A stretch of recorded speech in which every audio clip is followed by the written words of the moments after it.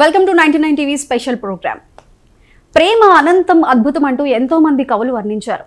అయితే ప్రేమ త్యాగంతోనే ఉంటుందంటూ అంతులేని నా ప్రేమ కథ చిత్ర టీం అయితే చెప్తున్నారు. ఈ రోజు మన అంతులేని నా ప్రేమ కథ చిత్ర టీం అయితే మనతో పాటు ఉన్నారు. వారిని అడిగి మరిన్ని విశేషాలు తెలుసుకుందాం. హాయ్ అండి, డైరెక్టర్ శివనాగరాజు గారు. హాయ్ అండి, అనుదీప్ గారు. హాయ్ శ్వేత. హాయ్. సో ఫస్ట్ డైరెక్టర్ గారు, ఈ మూవీ అంటే టైటిల్ నేమ్ మనం చూస్తున్నప్పుడు అంతులేని నా ప్రేమ కథ అంటే ఇది రొమాన్స్ మూవీ అనుకోవచ్చా, లేదంటే లవ్ స్టోరీ అనుకోవచ్చా, లేదంటే ఎమోషనల్ అనుకోవచ్చా? ఇది feel good love story with emotional touch అండి. అంటే ఎందుకంటే ప్రేమకి అంతులేని నా ప్రేమ కథ టైటిల్ యాప్ట్ ఏంటంటే ప్రేమకి అనేది ఎప్పటికీ అంత అనేది ఉండదు. అది మనం పుట్టినప్పటి నుంచి చూస్తూనే ఉన్నాం. ప్రేమ అనేది చాలా యాప్టెడ్. ఆ ప్రేమని ఎప్పటికీ అంతం చేయలేము. అది తండ్రి ప్రేమ కావచ్చు, లేదంటే మన అబ్బాయిల ప్రేమ కావచ్చు. సో అందుకే ఈ ప్రేమకు అంతు లేదు. సో అంతులేని నా ప్రేమ కథ దానికి జస్టిఫికేషన్ అది. ఓకే, మరి హీరో గారు మీరు ఇది లవ్ స్టోరీ చేస్తున్నప్పుడు అసలు మీకు ఏమనిపించింది? అంటే ఇది మీది ఫస్ట్ ఫిల్మా? లేదండి, నేను ఆల్మోస్ట్ 15 to 20 షార్ట్ ఫిల్మ్స్ చేశాను.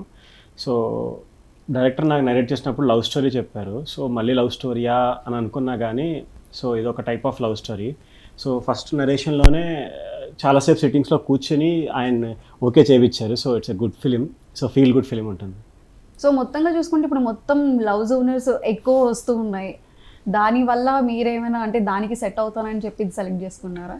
ఆయనే నన్ను లవర్ బాయ్ కింద చిత్రీకరిస్తామని చెప్పి లవ్ స్టోరీ అని చెప్పి ఓకే చేపించి, ఓకే అనలేదు, ఓకే చేపించారు. నాకు బలవంతంగా చేశారు? బలవంతంగా చేయలేదు, స్టోరీ బాగుంది. సో దాంతోపాటు డైరెక్టర్ ఒక నరేషన్ స్టైల్ చాలా బాగుంటుంది ఆయనది. సో ఆ నరేషన్ స్టైల్ నాకు నచ్చి, అండ్ వాళ్ళ ఫ్రెండ్ జాఫర్ అనే అతను, సో ఆయన నన్ను రిఫర్ చేశారు. సో రిఫర్ చేసి కూర్చోబెట్టి ఆల్మోస్ట్ ఒక 1.5 hours నాకు స్టోరీ నరేషన్ చెప్పారు.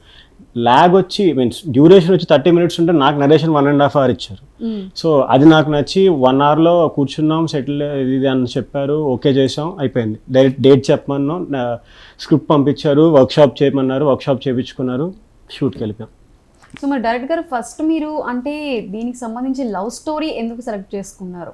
అంటే ముందు స్టోరీ మీరు ఫస్ట్ నుంచి అంటే ఇండస్ట్రీలోకి వచ్చేటప్పుడు మనకి కొన్ని ఉంటాయి కదా, అంటే మనం ఈ జోనర్ మనకి బాగా నచ్చుతుంది, మనం దీంట్లోనే ముందుకు వెళ్ళాలి, ఈ మూవీనే ఫస్ట్ రిలీజ్ చేయాలి అలా. సో మీరు ఈ మూవీ జోనర్ని ఎలా సెలెక్ట్ చేసుకున్నారు? అంటే బేసిక్గా నా జోనర్ వచ్చేసరికి లవ్ స్టోరీ అస్సలు కాదు. నేను ఒక బిగ్ ఫిలిం తీసినా కానీ లవ్ స్టోరీ అనేది టచ్ చేయొద్దు, ఆ లవ్లోకి వెళ్ళాలంటే నాకు కొంచెం భయం ఎక్కువ. అంటే ఆ లవ్లో ఏంటంటే ఎన్నో సినిమాలు వచ్చాయి లవ్ మీద మనం ఇంకేం క్రియేట్ చేయగలం, ఇంకేం చెప్పగలం అనేది నా థాట్. బట్ దీంట్లో నేను ఎంచుకున్నది ఎందుకు ఎంచుకోవాల్సి వచ్చిందంటే, సరే ప్రజెంట్ జనరేషన్కి లవ్ బాగా యాప్ట్ అవుతుంది. సో దీంట్లో ఏదైనా చూపించాలి, కొత్తగా చూపిద్దాము, ఒక కొత్త పాయింట్తో మనం ముందుకెళ్దాము. ఎంత లవ్ స్టోరీస్ ఎన్ని వచ్చినా కానీ స్క్రీన్ ప్లేలో డెప్త్ చూపించగలితే యాజ్ అ డైరెక్టర్గా నేను సక్సెస్ అయినట్టే. సో అది నేను చూపించగలను నమ్మాను కాబట్టి ఒక లవ్ స్టోరీని ముందుకు తీసుకొని రాగలిగా. శ్వేత, నువ్వు ఈ సినిమా చేస్తున్నప్పుడు అంటే నరేషన్ చెప్పినప్పుడు నువ్వు ఎలా ఫీల్ అయ్యావు? అంటే హ్యాపీగా ఫీల్ అయ్యా. సో మెయిన్ ఏంటంటే ఫాదర్ సెంటిమెంట్ ఉంది కాబట్టి స్టోరీ ఒప్పుకున్నాను. ఫాదర్ సెంటిమెంట్ ఉందని స్టోరీ ఒప్పుకున్నావా? అంతే.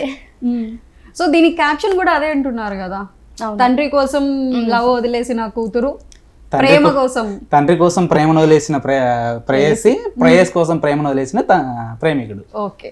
సో నువ్వు అలాంటి మామూలుగా నీకు కాన్సెప్ట్ బేస్డ్ నచ్చిందా, లేదంటే నిజంగానే అంటారు కదా తండ్రి కూతురు కింద? అదేం లేదు, నచ్చి ఒప్పుకున్నా.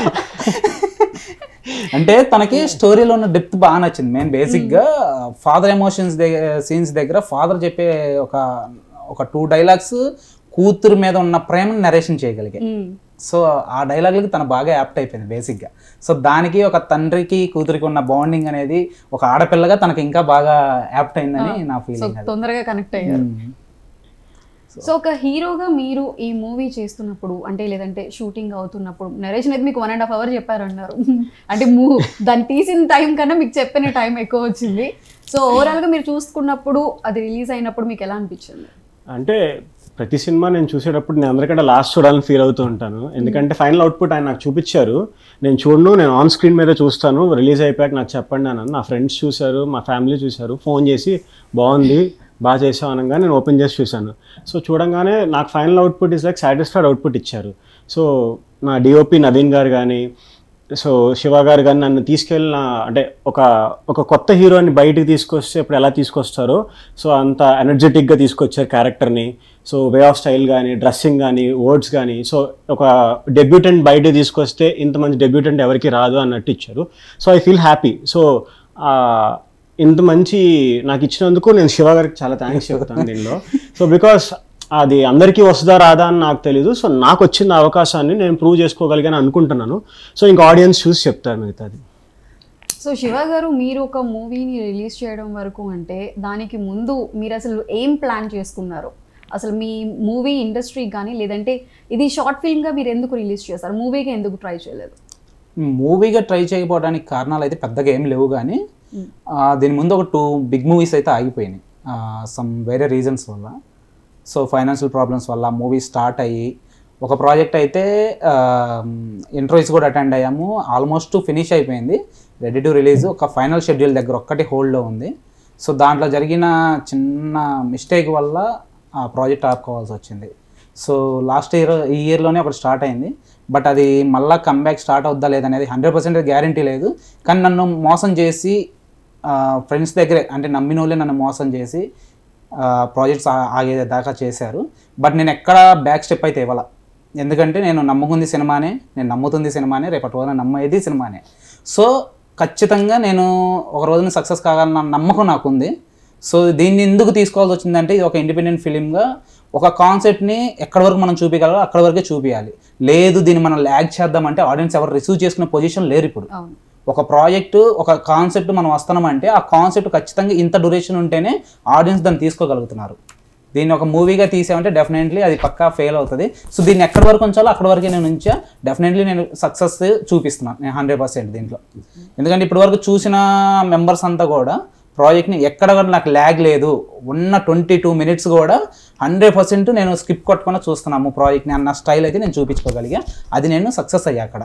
ఎందుకంటే యాజ్ ఎ డైరెక్టర్గా ఒక ప్రాజెక్ట్ మనం తీసిన రేపు 2 hours మూవీ తీసినా కానీ బిగ్ మూవీని 2 hours నేను థియేటర్లో సీటింగ్లో కూర్చోబెట్టగలగాలి. ఆ క్యాపబిలిటీ నాకు ఉంది. బట్ నేను చూపించే టైంకి నేను చూపిస్తాను, ఆ నమ్మకం నాకు ఉంది. కాబట్టి దీన్ని ఏం కావాలో అదే తీసాను నేను. అంటే శివ గారు, మీరు చెప్పినట్టు ముందుగా 2 ప్రాజెక్ట్స్ ఉన్నాయి, మధ్యలో ఆగిపోయాయి.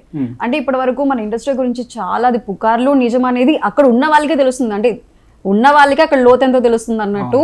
సో మీరు ఇప్పుడు ఆల్రెడీ 2 films చేస్తూ మధ్యలో ఆగిపోయింది అంటే అది మెయిన్ రీజన్ ఏమనుకుంటారు? అంటే కొత్త వాడిని కాబట్టి ఇలా మోసం జరిగింది అనుకుంటారా, లేదంటే కావాలని మోసం జరిగింది అనుకుంటారా? అంటే కొత్త వాళ్ళని కాదు, పాత వాళ్ళని కాదు, కానీ ఇండస్ట్రీలో ఒకటి అయితే నాకు తెలిసి, అంటే బయట ఉందో లేదో నాకైతే తెలియదు, నా విషయంలో జరిగిన విషయాలు ఏంటంటే, ఒక యాజ్ ఎ కొత్త డైరెక్టర్గా, డెబ్యూ డైరెక్టర్ ఒక ప్రొడ్యూసర్ దగ్గరికి వెళ్ళినా, ఒక హీరో దగ్గరికి వెళ్ళినా వాళ్ళని నేను ఒప్పించుకోవడానికి, స్టోరీ బాగుంటుంది, నేను స్టోరీ విషయంలో కానీ నరేషన్ విషయంలో ఎక్కడ కాంప్రమైజ్ కాను. సో అది ఎంత డెప్త్ ఇచ్చినా కానీ, కొత్త డైరెక్టర్ కదా నీ మీద ఇంత బడ్జెట్ పెట్టాలా, సో ఒక మూవీ హిట్ కొట్రా చేద్దాము, హీరోల దగ్గరికి వెళ్తే నేను ఏదైనా సినిమా తీయమ్మా చేద్దాము అనే ఇదైతే నడుస్తుంది పక్క 100%. నేను అనుభవించినా కాబట్టి నేను ఏదన్నా ఫ్యాక్ట్ మాట్లాడతా, ఆ ఫ్యాక్ట్ అయితే నేను చెప్తున్నా. సో ఇది జరిగేదైతే ఇది జరిగింది. అండ్ వన్ మోర్ థింగ్, మనం నమ్ముకున్న ఫ్రెండ్స్ కొంతమంది మనకు సపోర్ట్ ఉండొచ్చు, కొంతమంది మోసం చేయొచ్చు.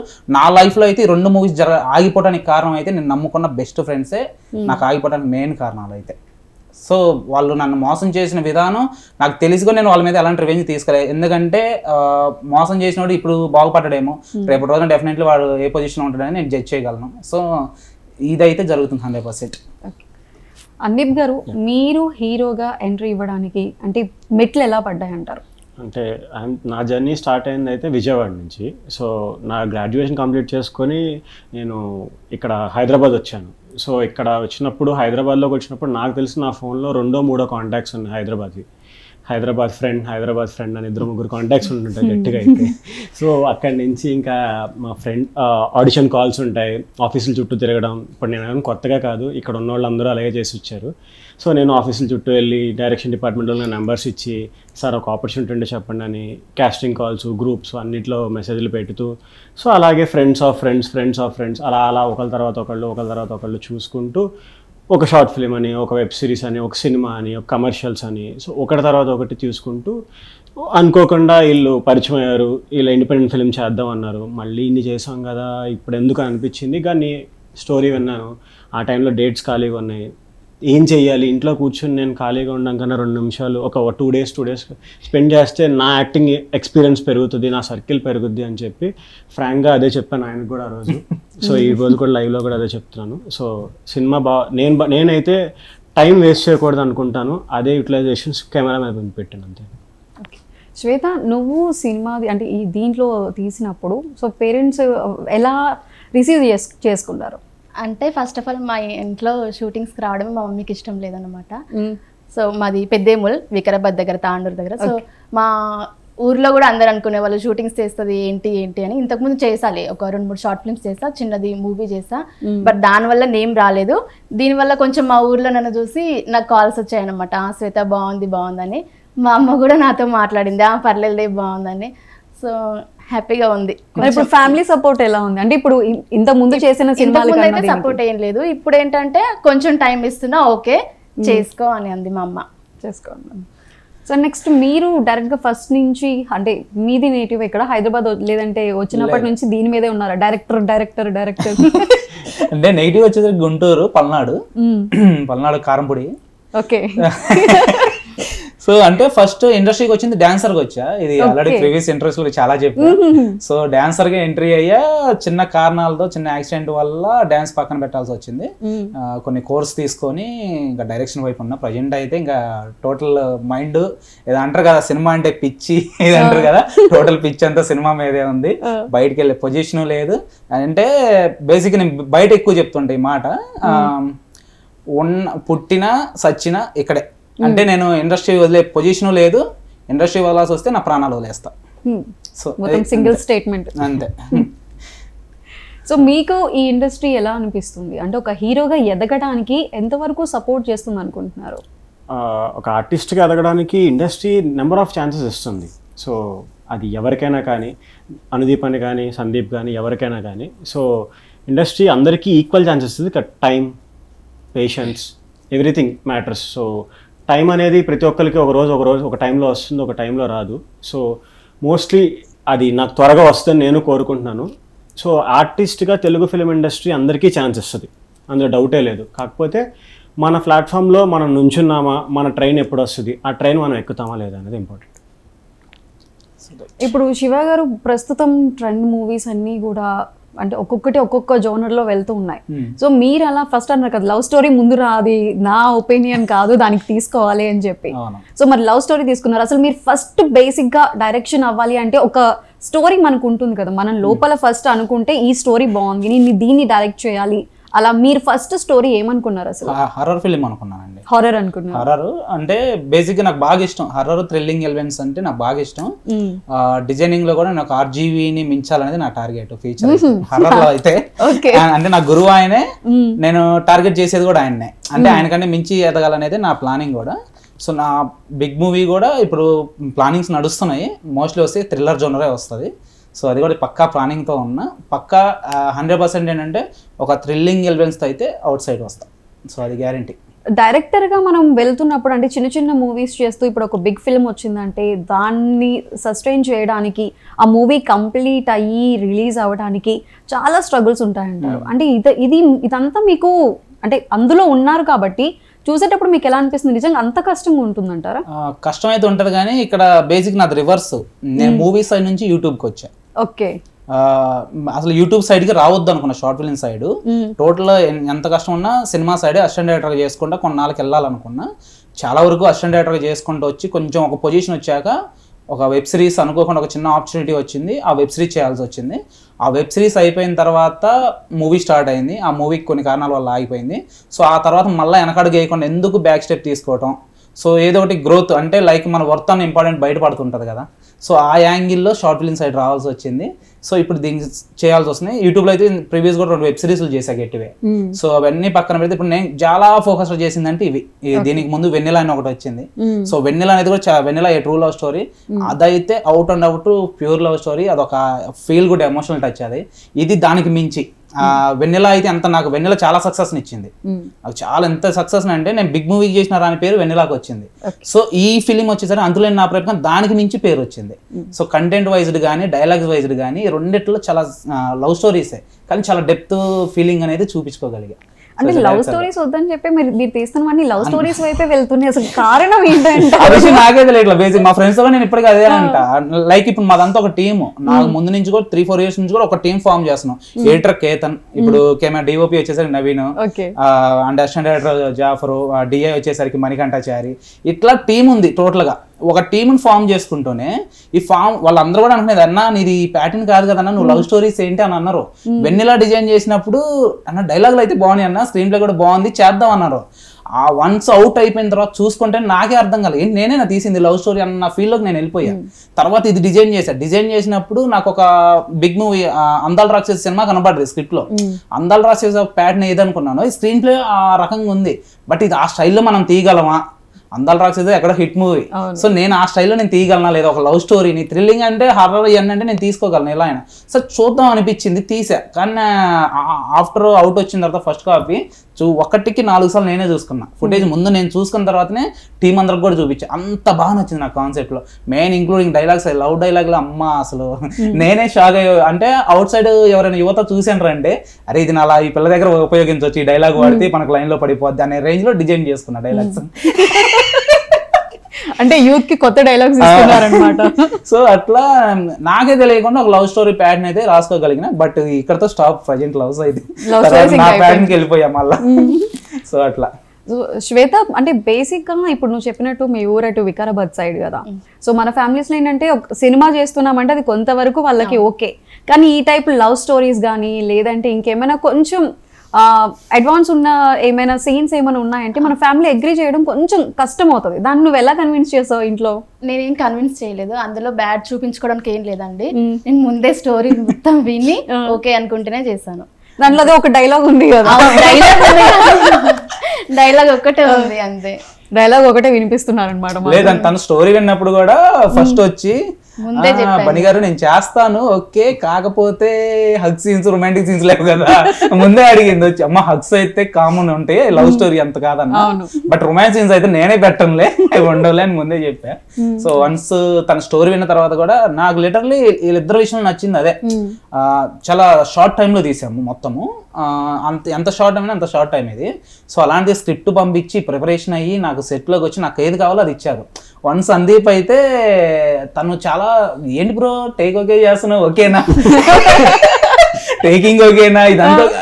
ఇంకోటి కెమెరామెన్ బాగా కష్టపడి నవీన్, తను చాలా అంటే వర్త్ ఎలా ఇచ్చాడంటే ఒక సినిమా స్థాయిలో ఇచ్చాడు నాకు వర్త్. మీకు ట్రైలర్ చూస్తే అర్థం అవుతుంది కదా.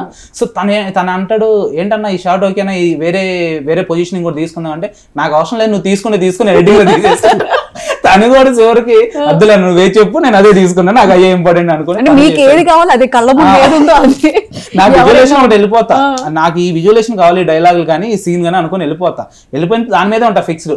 పక్కన వాళ్ళు వచ్చి ఒకళ్ళు చెప్పి అన్న ఇది ఈ విధంగా తీసుకుంటే బెటర్ కదా, తను 1-2 సార్లు అన్నాడు బ్రో ఇది క్లోజింగ్ కూడా తీసుకుందాము లేదంటే మాస్టర్ కూడా తీసుకున్నా, సరే బ్రో తీసుకోనిలే నేను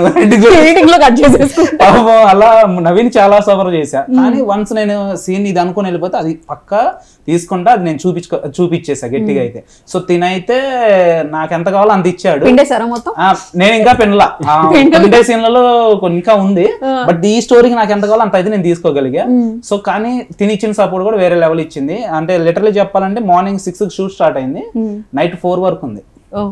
నైట్ 4 వరకు సపోర్ట్ ఇచ్చారు వీళ్ళిద్దరు గానీ నా టీం గానీ. మొత్తం ఎన్ని రోజులు చేశారు ఈ షూట్?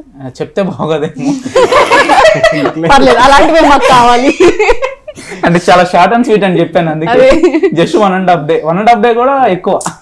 2 days కాదు, బేసిక్ గా మనం స్టోరీస్ ఏమైనా ఉన్నాయంటే 1 day స్టోరీ లేదంటే ఒక నైట్ మొత్తం జరుగుతున్న స్టోరీని సినిమాగా ఎన్నో నెలలు టేక్ చేయడం చూసాం. వీళ్ళు కాల్ షీట్లు మాత్రం 6 తీసుకున్నారు, డేస్ లెక్క పెట్టడం కదా, కాల్ షీట్లు మాత్రం 6 తీసుకున్నారు.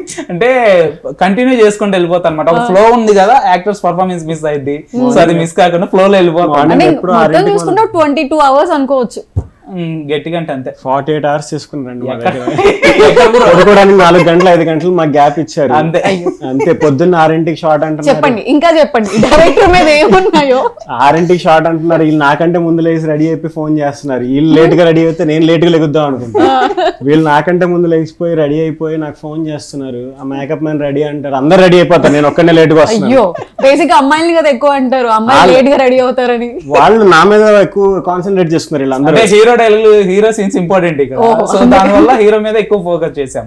అమ్మాయికి ఉన్న 4 సీన్లు అయినా కానీ చాలా క్యాచీ సీన్స్, ఒక్కొక్క సీన్ లో ఒక డైలాగ్ తనకి వేరే లెవెల్ ఆఫ్ ప్యాటర్న్ అది. సో తను ఇప్పటి వరకు చేసిందో లేదో నాకైతే తెలియదు కానీ ఈ స్టైల్ ప్యాటర్న్, బట్ నా దగ్గరకు వచ్చాక చాలా యాప్టెడ్ గా చేసింది. మరి తనైతే దాని విషయంలో కొంచెం కష్టపడదని అనుకోవాలి. అదేం కాదు, చెప్పు శ్వేత, నిజంగానే డైరెక్టర్ ఏం ఇబ్బంది పెట్టలేదు? లేదంటే ఏదైనా ఒక చిన్న సిచ్యువేషన్ లో ఏంటిది అదేం లేదు ఇబ్బంది, అలా ఏం లేదా? అయితే స్వీట్ డైరెక్టర్ అన్నమాట. అనుదీప్, నీకు అలాంటి ఎక్స్పీరియన్స్ ఇబ్బంది పెట్టారనే చెప్తున్నాయి కదా. లేకపోతే మార్నింగ్ ఎర్లీగా 6ంటికి మొదలెడితే తెల్లవారుజామున 4ంటికి అయితే చంద్రుని చూసేవాడిని, సూర్యుడిని చూసేవాడిని.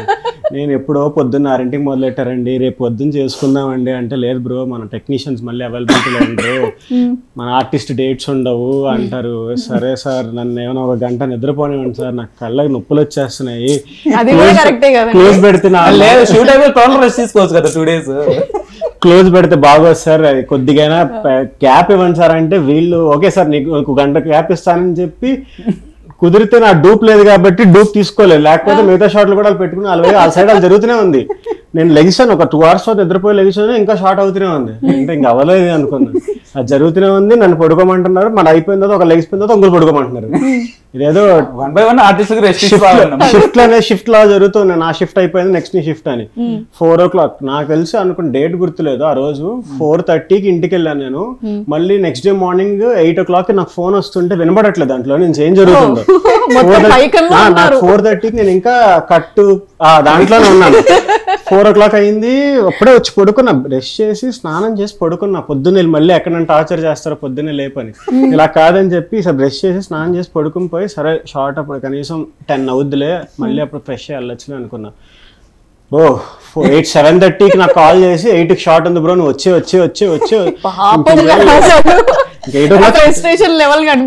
అసలు పనుకోలేదు అక్కడ. మరి 4:30కి ప్యాకప్ చేసేసాము, ఆర్టిస్టులను పంపించేసాము, ఆ టీం అంతా చార్మినార్ వెళ్ళి చాయ్ తాగేసి. అయినా అంత పగ ఎందుకండి, నెక్స్ట్ డే తీసుకోవచ్చు కదా. నేను అదే యాక్చువల్లీ ఆ టైంలో మా డిఓపి కొంచెం బిజీ ఉన్నాడు, తనకు వేరే షూట్ ఉంది, మళ్ళా వేరే డిఓపిని తీసుకుని వస్తే నాకు ఈ అవుట్ దెబ్బతింటది. సో లేదు ఇది కాంప్రమైజ్ కాకుండా అలా చేయాల్సి వచ్చింది. లేదు ఆయన కూడా ఉన్నారులేండి, వీళ్ళందరూ మొత్తం అంతా టీం కదా, ఒకళ్ళ మీద కెప్టెన్ ఆఫ్ ద షిప్ కాబట్టి ఈయన అడగాలి అసలు ఫస్ట్. అంత బాబోయ్ 2 days, నాకు నెక్స్ట్ 2 days కూడా ఇంకా తగ్గలేదు. అది పొద్దున్నే ఇంకా సూర్యుడు ఇంకా ఉదయించట్లేదు నాకు ఇంకా కరెక్ట్ గా. అప్పటికి 6 o'clock షార్ట్ అంటారు, ఏది సెలైడ్ షార్ట్స్ కావాలంటారు, మార్నింగ్ షార్ట్స్ కావాలంటారు. చెప్పలేను. అందులో మూవీలో కూడా మంచి ఏంటి ఆనందంగా ఉల్లాసంగా ఉత్సాహంగా కనిపిస్తున్నారు, గెంతుతూ. అంత ఎనర్జీ మరి ఎక్కడి నుంచి? ఉల్లాసంగా కాదు అది, బ్రేక్ లంచ్ బ్రేక్ 4ంటికి పెట్టారండి, ఎవరికి చెప్పుకోవాలి అసలు. చూడండి నెక్స్ట్ ప్రాజెక్ట్ ఏమైనా ఉందంటే ఇంటర్వ్యూ చూసేవాళ్ళు మాత్రం భయపడుతున్నారు. ఆమెను అడగండి, నేను కాదు, ఆమెను అడగండి. పోనీ నేను చెప్తా కింద. లేదండి లంచ్ బ్రేక్ ఇవ్వాల్సి వచ్చింది ఆ టైం, అంటే 4కి ఇవ్వాల్సి వచ్చింది, లేదంటే 6, 7 అయ్యి ఉండేది. లంచ్ బ్రేక్ ఇవ్వాల్సి వచ్చింది, అది కూడా షార్ట్ లో బ్రో ఒక్క షార్ట్ అయిపోద్ది, చిన్న షార్టే ఉంది, మనం క్లోజ్ తీసేసుకుంటే అయిపోద్ది, మళ్ళీ లాంగ్ అంటే మళ్ళీ ఆ షిఫ్టింగ్ వద్దు, మనకి టైం అయిపోద్ది, మనం ఫాస్ట్ గా తీసేద్దాం. కరెక్ట్ గా టైం 2:30 అయింది, క్లోజ్ చేసేద్దాం. సో కాకపోతే షెడ్యూల్ మమ్మల్ని ఎంత పెట్టినా సరే అవుట్పుట్ అయితే తీసుకొచ్చారు కాబట్టి ఐఎమ్ సాటిస్ఫైడ్. మొత్తానికి ఓవరాల్ గా ఏదో ఒకటి లేదు, తనకి టీం మీదను వాళ్ళ టీం మీద బాగా నమ్మకం ఉంది మెయిన్లీ. సో దానివల్ల ఆర్టిస్ట్ అని కాకుండా టెక్నికల్గా తను ఏం కావాలనేది ఎంత కుదురుద్దా, ఎంత ఫాస్ట్గా చేయాలా అంటే, ఇప్పుడు general independent films is like not a productive type of making. So ఆ ప్రొడక్టివ్ టైప్ ఆఫ్ మేకింగ్ చేయాలంటే సినిమా అవుతుంది. సో ఇండిపెండెంట్ ఫిలిమ్స్ అనేది ప్రతి నిమిషం ఇంపార్టెంట్. సో ప్రతి లైట్స్ కానీ, కెమెరా కానీ, టెక్నికల్ టీమ్స్ కానీ, we can't afford that much of money in that independent movies. So దాన్ని బట్టి ఈయనకు అనుకున్న అమౌంట్స్, తనకున్న మార్జిన్స్ చూసుకొని, ఆయన బ్రెయిన్లో ఏం రన్ అవుతుందో నాకు తెలియదు ఆ టైంలో. సో అవన్నీ చూసుకొని టైంకి వెళ్ళాలి, టైం చేయాలి. అలా అని షార్ట్ని ల్యాగ్ చేయట్లట, అయిపోయింది తీసేయడం అనట్లేదు, ఎంత చేయాలి. అందుకే చెప్పా కదా, ఎవరైనా వచ్చి షార్ట్ చేద్దాం అంటే కూడా వద్దంటున్నారు, అంత టైం బేస్ మీద వెళ్ళారు ఆయన. సో ఆయనకి ఏ టైం తీసుకోవాలో తెలుసు, అవుట్పుట్ ఎలా వస్తుందో తెలుసు కాబట్టి. సో మేము కూడా 2 సార్లు చెప్పాము, తర్వాత అర్థమైపోయింది ఈయన మన మాట వినరు. సినిమాలు ప్రకాష్ నేను మోనార్క్ సో ఆయన అలాగో మన మాట వినరు కాబట్టి సో ఆయన చెప్పింది వింటే మనం మాట వినుకుంటే మన పని మనం చేసుకెళ్ళచ్చు అని అట్లానేం లేదు కానీ బేసిక్గా నేను స్క్రిప్ట్ రన్నింగ్ టైంలో సజెషన్స్ తీసుకుంటా బాగా. స్క్రిప్ట్ ఎలా వస్తుంది, సీన్ ఎలా ఉంది, డైలాగ్స్ ఎలా ఉన్నాయని ఒకటికి 4 దగ్గర సజెషన్ తీసుకుంటా. వన్స్ స్క్రిప్ట్ ఫినిష్ అయిపోయిందంటే ఇంకా ఆన్ షూట్కి వెళ్ళిపోయిన తర్వాత ఎవరి మాటైనా, ఎందుకంటే విజువలేషన్ షార్ట్ డిజైన్ వెళ్ళిపోతా. షార్ట్ డిజైన్ అయిపోయిందంటే ఇంకెవరి మాటైనా, ఒక విజువలేషన్లో ఉంటా మైండ్ అంతా. ఆ విజువలేషన్ నేను స్క్రీన్ మీద చూడాలనుకుంటా. అంటే ఇప్పుడు మీరు టీమ్ అంటున్నారు కదా, అంటే ఈవెన్ ఫ్రెండ్స్గా ఉండి ఇలా ఇండస్ట్రీలోకి వచ్చిన వాళ్ళు, లేదంటే ఇండస్ట్రీలోకి వచ్చి ఫ్రెండ్స్ అయిన వాళ్ళ? అంటే పర్సనల్ ఫ్రెండ్స్ అయితే ఇక్కడ ఎవ్వరు లేరు, టోటల్గా ఇండస్ట్రీ నుంచి వచ్చిన ఫ్రెండ్సే. వాళ్ళలో కూడా నాకు ఒక 4 years బ్యాక్ ఒక టీం ఉంది. సో ఆ టీం అంతా ఏంటంటే బిగ్ ఫిల్మ్స్ వర్క్ చేసుకుంటా అంతా ఒక టీం ఫామ్ చేసుకున్నా. బట్ ఆఫ్టర్ ఈ 4 years ముందు నుంచి చిన్న ఇష్యూ వల్ల టీం అంతా కొంచెం దూరం అయిపోయింది. సో ఇప్పుడు టోటల్గా ఈ 4 years నుంచి ఇంకో కొత్త టీంని పరిచయం చేసుకున్నా. ఈ ఇండస్ట్రీ నుంచి ఉన్న అంత ఎడిటర్ అయితేనేమి, మెయిన్ ఇంక్లూడింగ్ అయితే నేను మా టీం అందరి గురించి చెప్పాలి. ఎందుకంటే ఎస్పెషల్లీ నాకు ఈ ఫిలిం మెయిన్ ఇంక్లూడింగ్ ఇది ఇంత బాగా వస్తుందంటే మెయిన్ రీజన్ నా టీమే.